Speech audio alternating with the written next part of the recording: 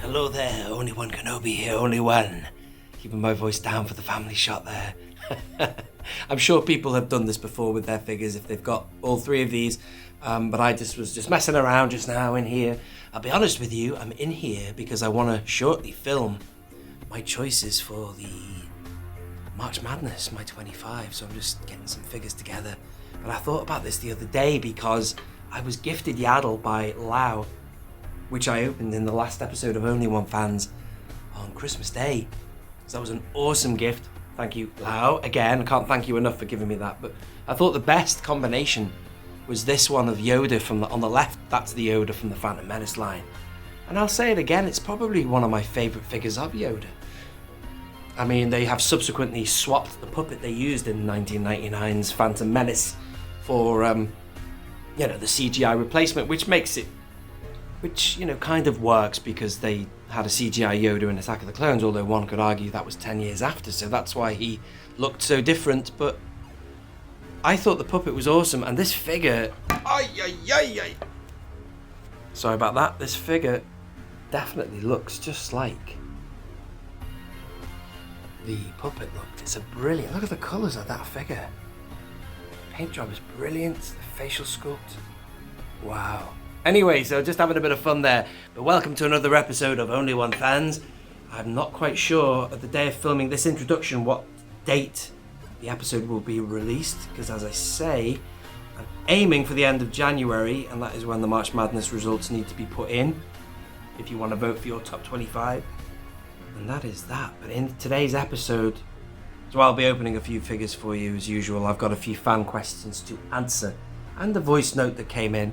Which reminds me, if you want to send a voice note and feature in an episode of Only One Fans, it's really easy. You can send a number of things. Number one, a question. If you've got anything you want to ask, leave it in a quick, brief voice note even, at Instagram, at Only One Kenobi. Very easy to do it there. You only get 60 seconds recording time there. Or on Messenger, which is my Facebook page. You can send me a voice note there. You don't have to ask a question. Tell me your favourite figure. That one is still open, ladies and gentlemen. Your favourite 3 3/4 inch figure, young or old, from vintage to modern day. I will even see if I can find it on my shelf, see if I have it. And I do other things as well. But anyway, that is all really. I wanted to just start the show with this. This is now 2024, the year of the 25th anniversary of the Phantom Menace. And isn't it ironic, for all George Lucas has kept the identity and the origins of Yoda a mystery, Yoda on the left here. I was going to make this into a meme. I was going to say, even though Yoda, we don't know where he's from, we darn sure know where baby Yoda's from. You know what I mean? With Yaddle. Speaking of which, Tales of the Jedi, apparently that's coming back in 2024. I really hope there's more episodes of Dooku. I'd love it. They might move on from Dooku and do something else, but if you haven't seen Tales of the Jedi and you're nervous about the idea of watching Disney animation, watch that. Anyway, welcome back to another episode of Only One Fans. Let's get the show on the road. Thank you for listening. I'm Only One Kenobi. You are my one and Obies, the Only One Fans. Now, I'd like to open today's show with a question I was asked by Susanna. And she said, "Hi, Nick." She said, "Me and my son follow you on YouTube and just wanted to ask you a question for your advice. I'm running out of space on my walls to hang carded figures, and the only space left is the back of the door. Do you hang your figures on the back of your door? And if so, what hooks do you use that would take the weight of a carded figure in a star case? Thanks for any help and advice." And so I promptly got back to Susanna with a link to a video called The Mandalorian, which was a video I made. Back then I had Mandalorian figures on this door. It was around about the time that I actually started putting nails into this door, just like with the rest of the room. Sadly, in the video, I didn't actually show you how I did it. I just was talking about, I think I was talking about the Mandalorian, and I don't know what I was talking about now. I did actually watch it after she messaged me, but I then apologized and told her that I would go into more detail on Only One fans. So I think the first thing to do is to show you how I hang my figures, and I use 2 nails, one at the top, one at the bottom. The one at the bottom stops the swing because, as you can see with vintage figures, they have a hole punch at the top left of center because of the fact that the figure is left of center. So in a shop, they want to have a bit of equilibrium because they're designed to be hung via the punch hole there. But when you hang them in a star case, the hanger is dead center. So without something at the bottom stopping it, these cards would swing. In fact, I do have other carded figures outside the room. Let me show you an example of that. This is my loose figure room. And here, just outside, I have my Expanded Universe cards here. Look at this. This one's doing it now. Check it out. Hold it there. Boom. So sometimes I'll come out of this room and I'll just kind of wait for it to kind of grip or something, but it's not happening, is it? Look at that. Boom. Doesn't want to do it. That's obviously a slidier star case. These ones are gripping okay, but that's because it's kind of a rougher surface, this wall here. If it had wallpaper on it, that would be even better, but these are okay because they just fall into the door frame there. But these are susceptible to slipping, pivoting. So really, they need not only, well, in my world anyway, they need a nail at the top, and they also need one just there, but I haven't got around to doing that on these figures yet. They were gripping all right, but as you saw, this one is struggling a little bit. So that's that. So going back into here, all of these have got 2, and I love it. It's nice and secure. You can lock them in, and boom, they've all got their own place. It keeps them apart. It's like a track system, you know what I'm saying? Boom. Nice and tight and secure. Out they come at the bottom there, as you can see. And at the top, in it goes, and it just means it is locked into place. They will not swing or anything like that. I like to space them out as well. As you can see, there's enough space between them. But on here, what I did was I started to put them in the door because of the fact that I just needed the space. And I started on the top. There was 1 nail there, and then here, because you've got the hinge, that sort of stopped the swing. So it kept it square. And then after that, this is the only time I've put them so that the star cases are linked and locked together. So each star case is its own buffer, so it stops them swinging. Although that one in the end, I think I've put the nail in a bit too far over this way, and it's, as you can see, it's not square enough. I think it could do with, I've just pushed it across, I think I could do with realigning that. But that's what I've done here as well. On the one below, there's no hinge here, so I've actually, as you can see there, I've put a nail there too. Otherwise, this would be swinging. Honestly, I swear to God, they do swing across. That would be wanting to touch there if it wasn't in place. I don't know how you do it at home. You might use, I don't know, Velcro or something, but you have to have something to stop these from moving. They will swing. They will not stay like that, vertically aligned. And then the ones going across just fall into the first of the line, if that makes sense. That's just for space issues. I can only get 4 across. If I space them like that, I'd get less. So that is that. That's one exception. And obviously here, I can't have a 4th card because there's the door handle there. And that's that. That is what I have on this door now. I've got 2 more spaces there for anything else I might need. So that's that.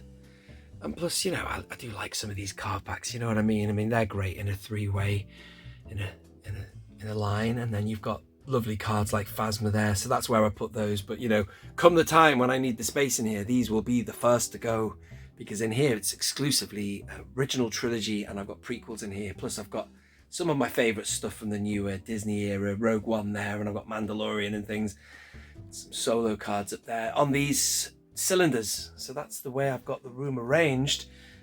Again, thank you very much, Susanna, for your question. It's nice to come in here and talk about how I've got things arranged, man. Really good. Awesome. And thank you for you and your son, if you are viewers. So I received a message from a guy called Jaime. I'm pronouncing that with a Spanish accent. He asked, what size shelves do you use and where do you get your stands? These shelves here are from eBay. The company was called Rinkit. It's only UK. I don't know if you can get access to it in America, but they are floating shelves, white floating shelves. These first ones here are 80 centimeters across. They were the first type I bought, and then the other type are 120 centimeters. So I started out. I've got more than I expected initially. I've just done some shifting around. Really, my dream or my idea was to have a shelf that went right across, but you know, it is what it is, and they were circumstances during the 2020 lockdown. I just got what I could get. And as for the stands, well, my favourite stands, these ones came, well, I think these were Chinese knockoffs, or at least they're surplus ones. The first time I ever saw a stand like this was when I opened Saga Legends figures. I liked the fact that you got a stand, it was good, and you got a few accessories as well, like a dice, I think, that's part of a game. But when I saw a whole load of these on sale, I think they were from China, I don't know how many I got, like 100, I just bought them. Just, that was the way it was. But I was happy in those days with any stand I got, but I do know for a fact that for modern stands, I've used these subsequently as well. In fact, if I ever need to buy stands now, I'll get more of these from him. They are from Ian's Display Accessories. I'm not paid or endorsed by Ian. I think I get the same, I pay for them the same price as you would if you ordered some tomorrow, but I get them via Facebook. So I think it's slightly cheaper maybe than getting them on eBay. I think he does have an eBay account. Sorry, I've lost the focus. Yeah, I think I acquired these via an eBay purchase, so I got them for free, but I remember seeing these listed on eBay a long time ago, way before I had a channel, and I never invested in them because I didn't really find that they were that cost effective, you know. I'm a bit of a skinflint when it comes to things like that, and I like a good deal. I want bulk for as little as possible, but these were, I remember them being fairly pricey. If you do know how much they cost, drop it in the comments, but I wasn't prepared to pay the price they were asking when I could have got, like, well, I managed to get these for a really cheap price, like tons of them for like cheap, you know what I'm saying? I'd say these are the most professional ones, the clear ones like that, but I have gone with one kind of set tone, the black, and I like that against the white background, the white shelf. Anyway, I hope that answers your question, my friend. Thank you for asking it. It's quite dark in here, isn't it? Yeah, I just wanna open my figures. If I don't my nigga triggered, yeah. I just wanna open my figures. If I just wanna put my figures. I just wanna put my figures. I just wanna. I'm shooting this on the same day I was just shooting at Tungori time, ladies and gentlemen. So that's why all this stuff is set up here. So I want to open now the figure I've had for, wow, ages. I think I got it at, yeah, Echo Base Live 2021, which was August. And there it is. This guy is Sora Bulq. There was apparently another Requay. I thought there was, and that's the one that Tungori is selling.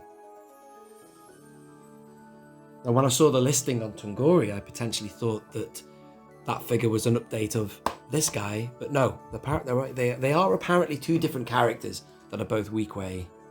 But you know, I love Weequay so much, as I love Nikto. Speaking of Weequays, there's that guy as well. That's another figure that's great that I also got from Tungori a while back. Before I open him, soak this guy in Sora Bulq. I didn't get him quite for 50, and I bought in bulk, no pun intended. The guy who I bought these from, who sold them to me, gave me a really good deal. I think he took 20% off everything that I bought. He said, if you buy X amount of figures, I'll take 20% off the lot. And I paid him on PayPal. I remember running out to my car to get a signal with my 4G or whatever. And yeah, look at all these other great characters on the back here, though. That's one, I don't know why, it's a crazy maniacal scene with the head swapping of the droids, but I'd love that one. I might need maintenance. I'm so confused. The 3PO head on the battle droid and vice versa. Great, isn't it? Back in the days when you got an actual visual of the figure you were about to open as well. So you can get a good idea of what it would be like loose. Battle of Geonosis, let me just shoot that so you can freeze frame it. More happening on Geonosis, I feel. And it's been stated or whatever he says. Right. When it comes to vintage collection and retro and stuff like that, I'm a bit more respectful when I open them because I don't know why, but I like to just open them carefully. But this one is asking for it, isn't it, man? Oh, I need to get a good grip here. Hang on. Oh, hang on. Come on, man. Come on, man. Oh, yeah! That was a bad one, man. That was all over the place. Oh, look at the background there. Look at those characters there. They've all got names, no doubt. That one there, wow. Oh, and we get a stand. Isn't that nice? Look at that. Very good. God, the days when they used to give you plastic for free as opposed to giving you probably less than that amount there and then putting it in a box and calling it the deluxe set. God. And who is that? That looks to me like that could be Luke Skywalker, that. I think it is Luke. Yeah, that's Luke Skywalker. I don't remember ever getting one of them. I feel like I've got 10,000 Dooku's of this and like loads of Vaders and Boba Fett's, but yeah, that's pretty cool. There it is. I don't know why I keep them. I just quite like them. It's just they're usually nice photographs, you see. The photographs they choose there are totally worthy of being on TVC cards. Look at that. I mean, you know what I mean? You can picture that. If only they did that, man. If they made some great characters like that as opposed to the 10,000th Mandalorian Bo-Katan tweak. You know what I'm saying, man? It just makes you sick, doesn't it? Right, and there is the figure. Just before I get it completely loose. He does look good, doesn't he? I like that. Wow, and as you can tell, I was about to say he's pre-posed as in his elbow bends like that, but no, he's got ball joints, man. Look at this. How about this for a figure? Now, what is this now? Saga collection? Now, I dare say in 2005, they had the start of the ball joint era, when multiple or multi-articulation, more ball joints and things like that. This is the year after 2006, so this is a decent figure, but sometimes they still cut short, didn't they? They would do a figure with ball joints on the elbows, but then everything else was swivel or something like that. A good example of that would be General Madine, the figure that came in the OTC. Could have been spectacular, but then it was just, I don't know, I can't remember exactly what was going on with that figure. Let me go and get him. This guy looks great though, doesn't he? We'll get him on a stand in a minute. In fact, that's a better figure than I ever imagined it being. I might even have a spare robe for him. I can pass him off as the other guy that was being sold on Tungori. Man, I can't believe I left this figure because I didn't think it was going to be one that excited me or was as good loose, but it's actually way better than I expected. I thought he had arms like, say, I don't know, like this kind of era of figure. This goes back to 2002. They've got like straight limbs. There's no articulation point to break the limb. So it's very much a pre-posed thing. Hell, when I opened it, I thought that elbow there was curved. Wow, do you know what? I do have a spare robe. Yeah, here's Madine now. This is still a great figure, but it's just ironic that, back then it was quite rare to see ball joints, I guess, or not as regular. But, he's got them on the elbow. There's nothing on the arms, but it doesn't really matter for political figures like him if he's just stood there. But it was just interesting to see that mechanic there, which is so important on certain figures. There's a whole series of stormtroopers that have been released in the past that needed those ball joints on the elbow. Because I hate it when stormtroopers, just their arms go straight down. So they can do things like this, hold their weapon up, like, you know what I mean? Right, I'm going to just see if this guy fits a robe. Bear with me. See what I mean? Now you can dress him now, you can articulate all his points. He's got ball jointing on elbow and shoulder. How about this, Hasbro? You could be repacking this guy in the TVC. Look, he's got all the articulation points. Get him on that sweet looking card back. How about that for a TVC? Yeah. Yeah, no, he hasn't got any articulation in the legs. He's just standing, but, well, I'm happy enough with that. That's a great figure, that. I'm liking that. Give him some ball jointed knees if you really needed to update him. But it'll be a lot easier maybe to repack that other figure. I've forgotten his name. I'll have to put it up on the screen. The Tungori one currently on sale. Don't let me give you false hope there. It's sold out, or has been sold out for many. Every time I've looked on Tungori, it's been sold out, by the way, so don't get too excited. All right, ladies and gentlemen, Sora Bulq. Nice. I'm glad to have opened that, and also putting the robe on it has given it a new lease of life. Tell you what, that's a decent looking figure, that now, man. He will be going very nicely now with this fellow. I imagined actually, when I thought about where he would go, this fella going with all these non-articulated figures. Well, I'm sorry, that's a lie. They are articulated, but you know what I'm saying. They're very statuesque, as I described them. Limited articulation, but they're lovely, well sculpted. I thought he was going to be like this guy. I suppose he might be of that generation. But he has got a lot of potential, especially when you put robes on him and stuff. Anyway, there you go, ladies and gentlemen. That is Sora Bulq. Nice.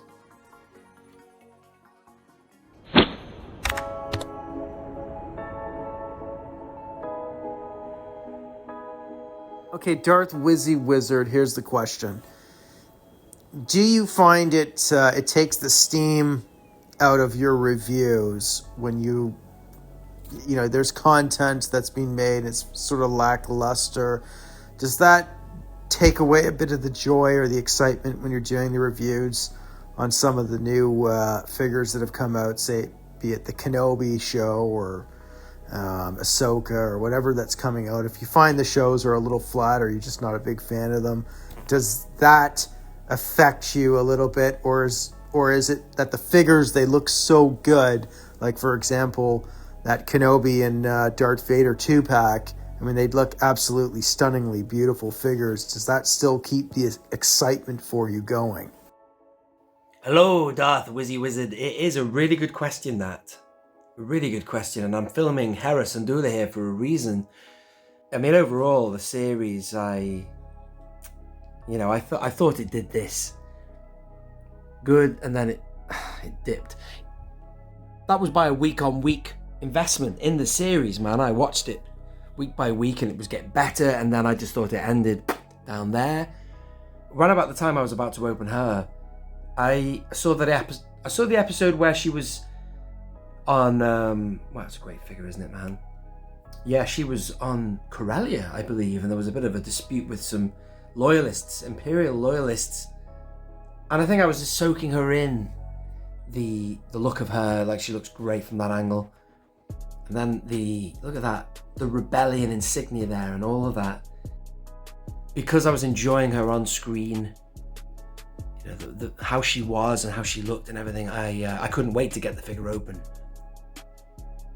But other than that, it was a figure that I wasn't looking forward to prior to that. I was like, Hera, I don't have much of a connection with her. I don't know much about Rebels. And there was a lot of people who had, you know, been disappointed that she was VC 300. Maybe we could have and should have got a more iconic character. You know, there's a lot of talk about it being Luke. You know, what will be 300? And it was her, and I don't really care either way as long as we get good figures in TVC. But hell, VC 100 was Starkiller, right? You know, Starkiller was a character, not from the movies or anything like that, but he is what he is.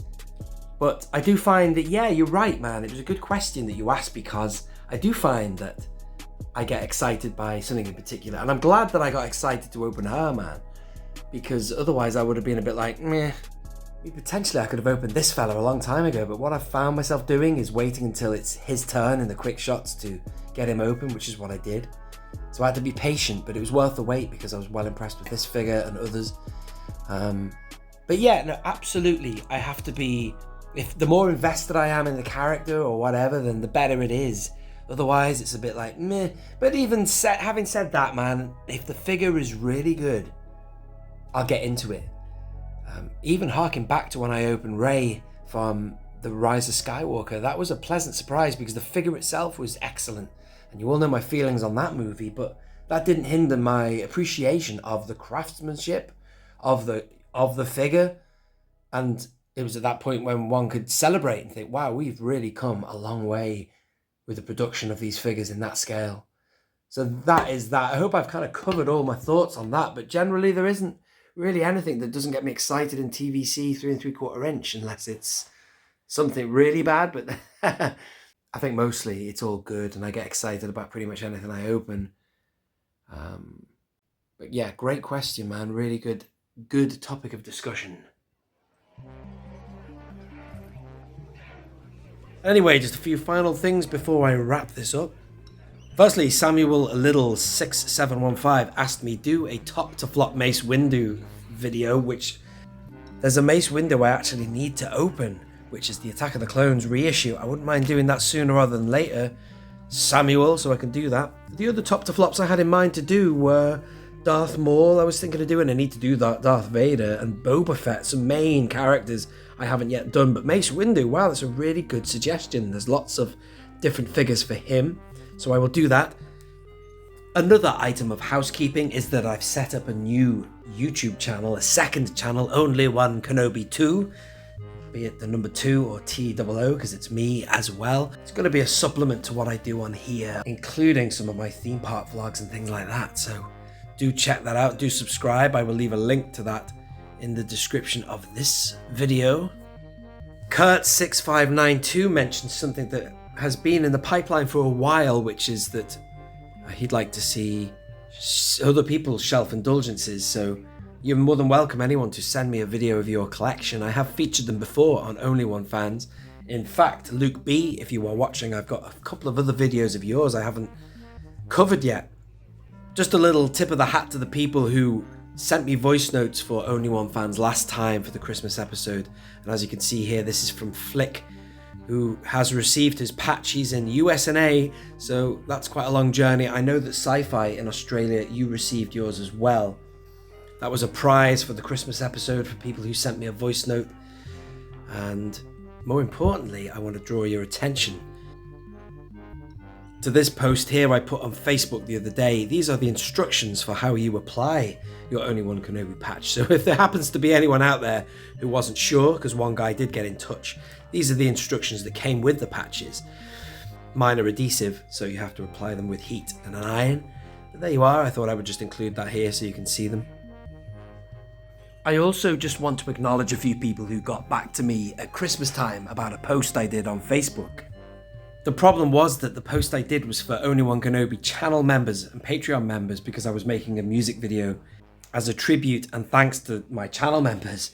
But I do want to acknowledge the following who left a comment, and I'll read out what you said. So as you saw in the post, I was looking for people's favourite Star Wars characters, and these fellas got back with the following. Jason Graham said the Cloud City Pilot. Anthony Romero said Ahsoka. Ian J. Findlay said Anakin Skywalker, and Brett Alexander said R2-D2. Such a variety of characters right there, but thank you for getting back, fellas, but you weren't being ignored. It was a post for members only. And this one will make you laugh. This comes from Fat Kung Fu, who said to me in a comment a while ago, he said he thought that Malakili looked like Tim from Bosk's Bounty, and I just didn't agree. I was like, what? Does he? But then I sort of let it go for a week or so, and then he got back with another image of Malakili. And as you can see there, he's put a cap on him. And I have to concur, Tim, you are not 300 pounds and a big dude like Malakili is. But man, I tell you what, this sculpt, Tim from Bosk's Bounty, was the basis of the facial sculpt for Malakili Legacy Collection. The resemblance, as I'm sure you will agree, is uncanny, ladies and gentlemen. So I thought I'd put that on the end there. That really did make me laugh. I think I've got a cap somewhere as well, one of those engineer hats for the Rebel Fleet Troopers, so I might pop that on my Malakili. Anyway, that's all for now, ladies and gentlemen. Thank you very much for getting in touch. Do leave your thoughts and comments below. Make sure you hit the like button as well, ladies and gentlemen, and take it a step further. Become a Patreon or indeed a channel member. The links are all in the description. For now, I've been Only One Kenobi. You are my one and Obies, the Only One fans. Goodbye.